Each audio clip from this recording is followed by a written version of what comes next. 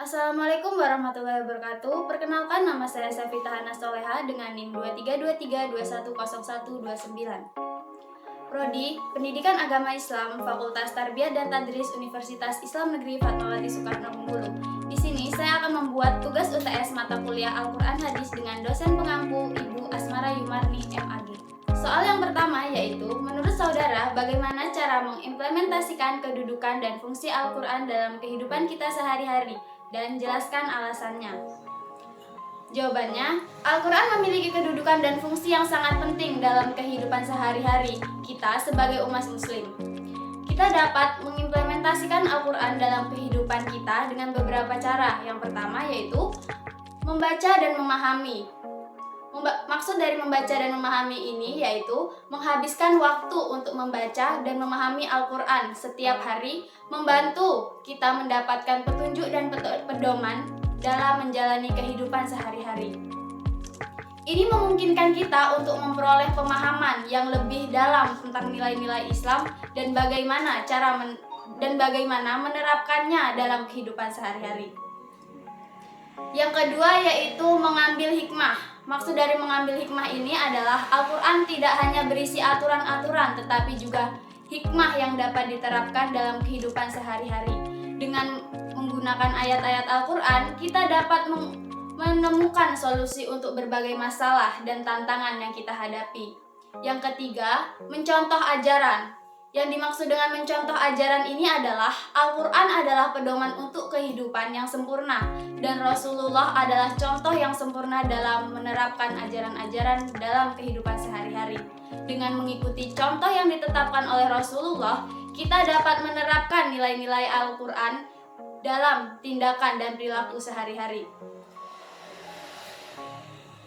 Yang keempat, menggunakan sebagai pedoman. Maksudnya adalah Al-Quran juga dapat digunakan sebagai pedoman dalam mengambil keputusan dan menghadapi situasi sulit. Dengan merujuk kepada Al-Quran, kita dapat menentukan arah yang benar dan mendapatkan ketenangan dalam menghadapi tantangan kehidupan. Ada alasan mengapa Al-Quran begitu penting dalam kehidupan sehari-hari adalah karena ia sumber utama ajaran Islam yang memberikan petunjuk kepada umat muslim tentang cara hidup yang baik dan benar. Dengan mengimplementasikan ajaran-ajaran Al-Quran dalam kehidupan kita sehari-hari, kita dapat menjadi individu yang lebih baik secara spiritual dan moral. Soal yang kedua yaitu, apa pelajaran yang bisa kita ambil dari sejarah Al-Quran mulai dari proses perwahyuan dan penghimpunan Al-Quran? Jelaskan dengan alasannya.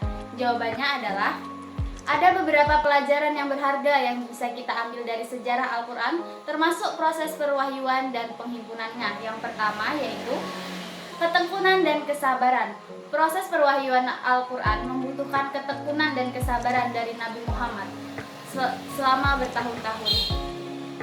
Ini mengajarkan kita pentingnya konsistensi dan kesabaran dalam mencapai tujuan. Yang kedua yaitu keteladanan dalam kepemimpinan. Nabi Muhammad SAW menunjukkan kepemimpinan yang kuat dan teladan yang baik dalam mengelola proses penghimpunan Al-Quran. Ini mengajarkan kita pentingnya kepemimpinan yang adil dan teladan bagi masyarakat. Yang ketiga, kolaborasi dan solidaritas. Proses penghimpunan Al-Quran melibatkan kolaborasi antara Nabi Muhammad dan para sahabat dan komunitas muslim lainnya. Ini mewujudkan pentingnya kerjasama dan solidaritas dalam mencapai tujuan bersama. Yang keempat yaitu keberagaman dan toleransi. Al-Quran menghimpun wahyu-wahyu yang diterima dari Nabi Muhammad SAW dalam berbagai situasi dan konteks yang berbeda. Ini mengajarkan kita untuk menghargai keberagaman dan mempraktikkan toleransi terhadap perbedaan. Yang kelima yaitu kedermawanan dan keadilan.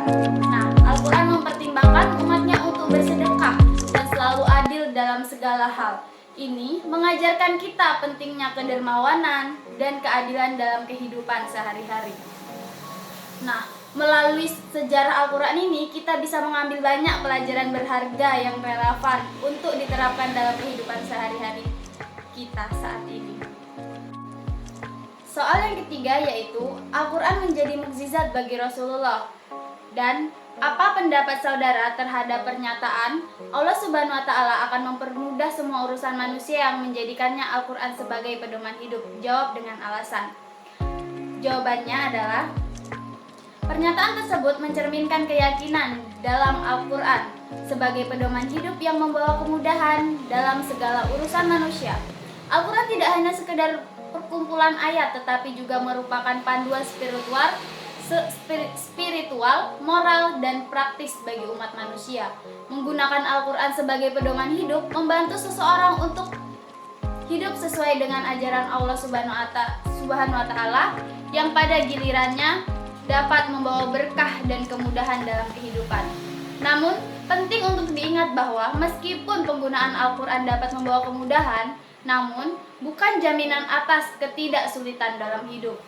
Kehidupan tetaplah penuh dengan ujian dan cobaan, dan manusia masih harus berusaha dan bertawakal kepada Allah Subhanahu wa Ta'ala dalam menghadapi masalah. Pertanyaan yang keempat adalah, apa yang saudara ketahui tentang metode penafsiran Al-Quran dan praktek penafsiran Al-Quran? Jelaskan dengan alasannya. Jawabannya adalah, ada beberapa metode penafsiran Al-Quran yang telah dikembangkan oleh para ulama Islam sepanjang sejarah. Beberapa di antaranya adalah, yang pertama, tafsir bil mansur. Metode ini melibatkan penafsiran berdasarkan hadis, pendapat sahabat dan ulama terdahulu.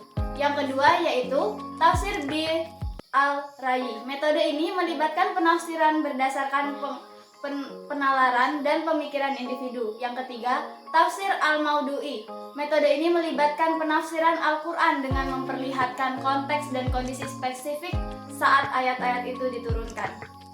Praktek penafsiran Al-Quran bervariasi, di antaranya komunitas Muslim. Beberapa praktik penafsiran yang umum meliputi, yang pertama, studi tafsir tradisional. Muslim mengandalkan tafsir klasik yang ditulis oleh ulama terkemuka. Yang kedua, analisis bahasa dan konteks. Para cendekiawan Islam mempelajari bahasa Arab klasik dan konteks sejarah untuk memahami makna dan pesan yang terkandung dalam Al-Quran. Yang ketiga, pendekatan kontemporer.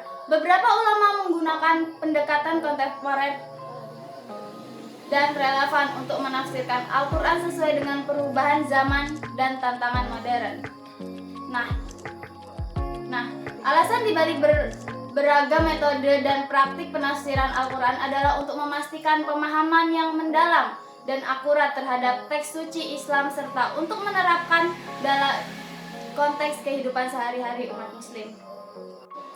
Baik, itulah tadi jawaban UTS dari mata kuliah Al-Quran Hadis. Saya, Sefita Nasoleha, meminta maaf jika ada salah kata, dan saya pribadi berterima kasih kepada dosen pengampu yaitu Ibu Asmara Yumarni MAG.